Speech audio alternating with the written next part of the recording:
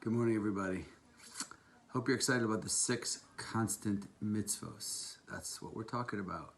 And just to remind you or to review that the 6 constant mitzvos are, unlike the other commandments in the Torah, the 613 commandments in the Torah, which are specific and time-specific and situational, the 6 constant mitzvos, the 6 commandments that we are told that apply at all times, are more like filters that we see the world through, perspectives, a way to acquire and maintain and develop God consciousness and to live with that awareness at all times.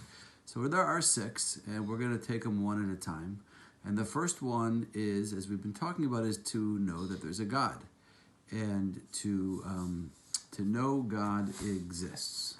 Okay, and I mentioned that the purpose of that mitzvah is to those individuals, those of us that already do believe that God exists. By the way, do you like my L'chaim Center hat? We're going to try to make those available soon. That they do exist, that God exists, but to deepen that awareness and to deepen that knowledge. So for the next couple of days, we'll talk a little bit about that. How do we know God exists? It's an important question. You have to be able to articulate this. You know, Judaism doesn't believe in blind faith. Emunah, faith, is built. It's built through logic. It's built through our intellect. It's built through our experiences in life. So just to give you one sample of one of the philosophical constructs that we use to derive or to arrive at the awareness of the existence of a infinite creator is a very, very simple one. And this is actually what Abraham used when he was explaining his philosophy, which eventually became Judaism, to his Mesopotamian neighbors that ended up eventually joining his grassroots organization and becoming part of the Jewish people. So what was that message? The message is really quite simple. You know, to put it in the terms that Abraham may have likely put it in when he was talking to his neighbors who were idolatrous, idol worshippers. So he would say to them something simple like, you know, you worship the rain god. So that's silly because, you know, the rain god is less powerful than the sun god because the sun can come out and remove the rain. So why don't you worship the sun god?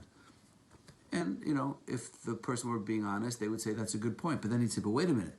You know, there's something even more powerful than the sun god, and that is the clouds god, because that god can send the clouds in and can hide the sun.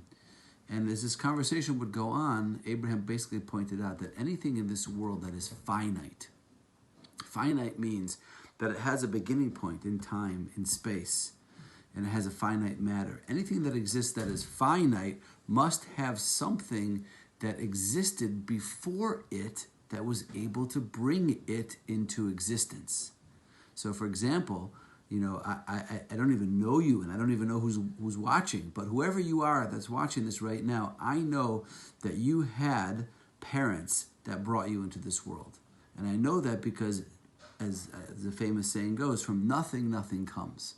So in order for something to exist, there has to be what's called an adequate antecedent cause that brought it into existence. Maimonides refers to this as the first cause, the uncaused first cause. And the idea is that whatever that thing is, it's at the very beginning of the process that brought finite existence into being, into existence. If that in and of itself is also finite, then there had to be something that came before it that brought it into existence.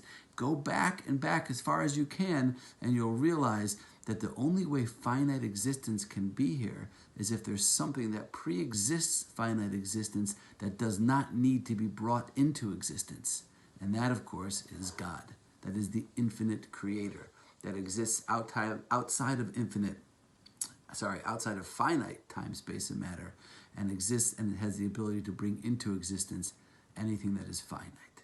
Hope that's clear. If not, shoot me an email or a text and we can go through it personally. I'm happy to explain it. But that's one of the philosophical constructs that helps us to understand the concept and to live with a greater, deeper reality that there has to be an infinite creator. Have a great day, everybody.